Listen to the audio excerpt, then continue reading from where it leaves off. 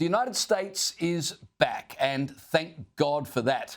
Who knows whether peace in the Middle East will hold, but at least today there is hope for a better future, and it's all thanks to one man. A man that for the best part of a decade we were warned was a reckless maniac. They told us Donald Trump was a madman. He was a threat to democracy, a threat to the planet, and a threat possibly to the space-time continuum.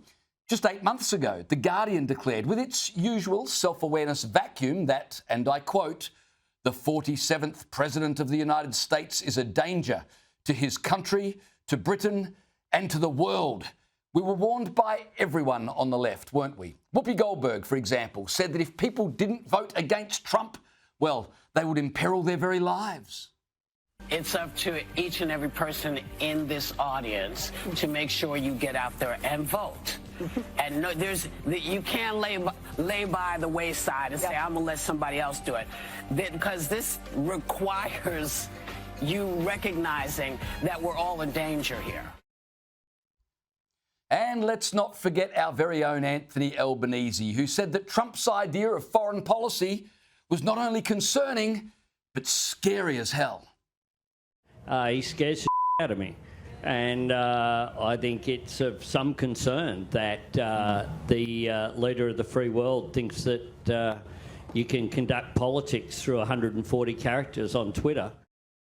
Well, didn't that age well? While Anthony Albanese was on holidays at an undisclosed location, probably workshopping his next plan to appease Islamists, Donald Trump was in the Middle East securing a peace deal, the likes of which has not been seen before.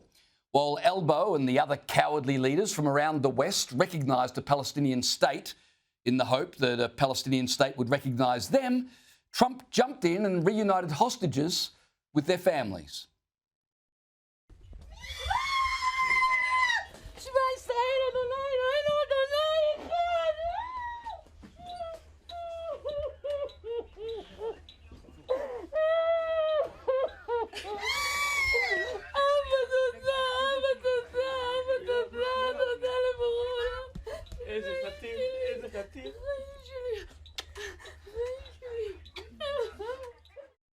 And then, after addressing the Knesset, Donald Trump had world leaders meet him in Egypt to sign a peace deal that, if it holds, will transform the entire region.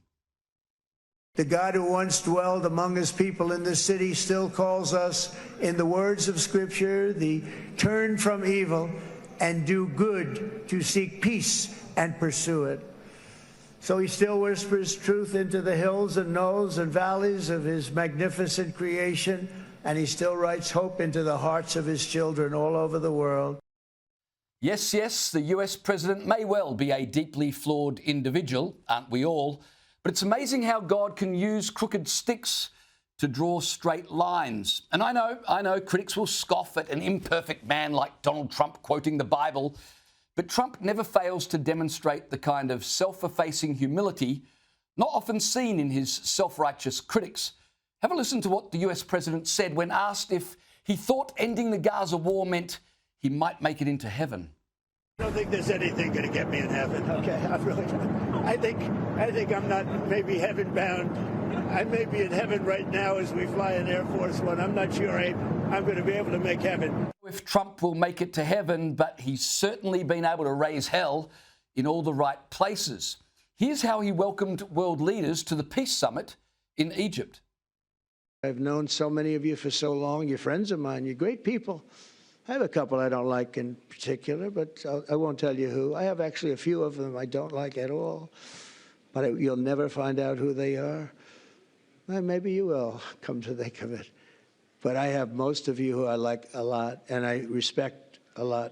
Trump might hate his enemies, but he sure is good at making peace. Now, I know what you're wondering. You're wondering, who are the people Trump claimed not to like? Now, far be it from me to speculate, but I was greatly entertained by the way in which Trump put a few of the key Western leaders in their place.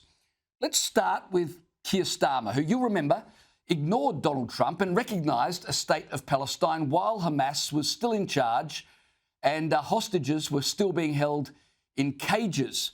Trump introduced leaders from around the world, leaving Keir Starmer until last, and then pretending not to know that the British PM was right behind him. United Kingdom. Where's United Kingdom? Where's our friend? Where? Come here. Is everything going good? Very good. It's very nice that you're here.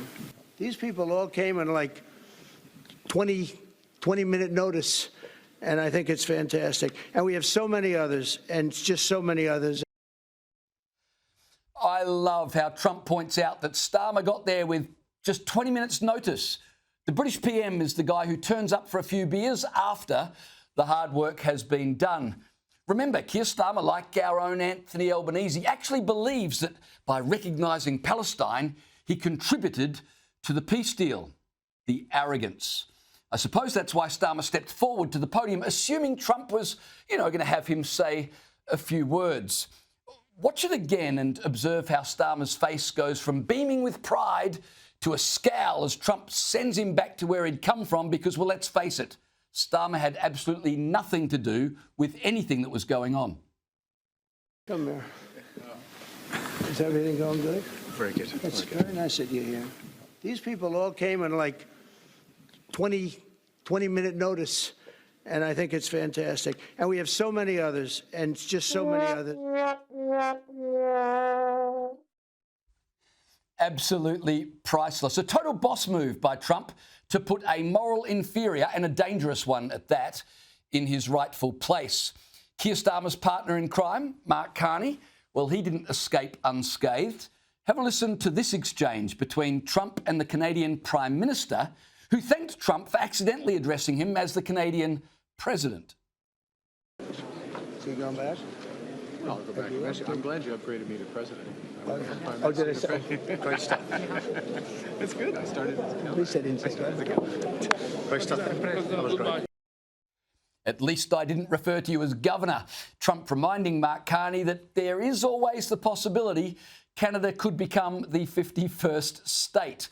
And what about this interaction with French President Emmanuel Macron as photos were taken? As we see the president there with the French President Macron in Sharm el-Sheikh, the leaders of some 35 countries, according to the president, gathering there for a peace summit. Now, there is a bro shake. If ever I've looked, we won't let go. Okay, you let go. No, I'm going to let go. All right, there we go. As they assemble for the class photo there. That bro shake was part greeting, part chiropractic adjustment, part message that the era of weak Western men is over. It was less of a handshake than a physical memo being delivered to the entire world.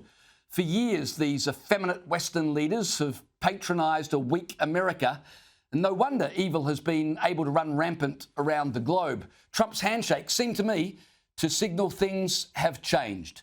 America is no longer weak, America is back.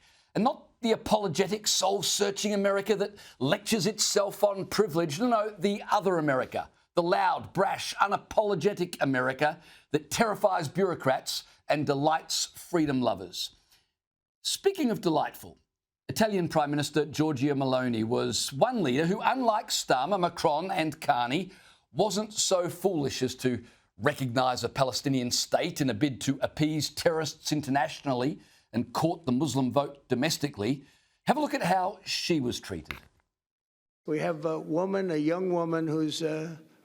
I'm not allowed to say it because usually it's the end of your political career if you say it. She's a beautiful young woman. Now, if you use the word beautiful in the United States about a woman, that's the end of your political career. But I'll take my chances. Where is she? There she is. You don't mind being called beautiful, right? Because you are. Thank you very much for coming. We appreciate it. She wanted to be here, and she's incredible, and they really respect her in Italy. She's a very successful politician. Honour where honour is due, and I love the sour face from Keir Starmer. And I love how Trump can turn a compliment into a drop-the-mic moment on the foolishness of cancel culture. Classic Donald Trump. Now, there are obviously 1,000 obstacles to the eternal peace in the Middle East that Trump talks about. Who knows if it will ever be achieved, but what we know today are two things. First, the hostages are home. That's a good thing. And second, America has flexed its muscles as world leaders watched on in awe.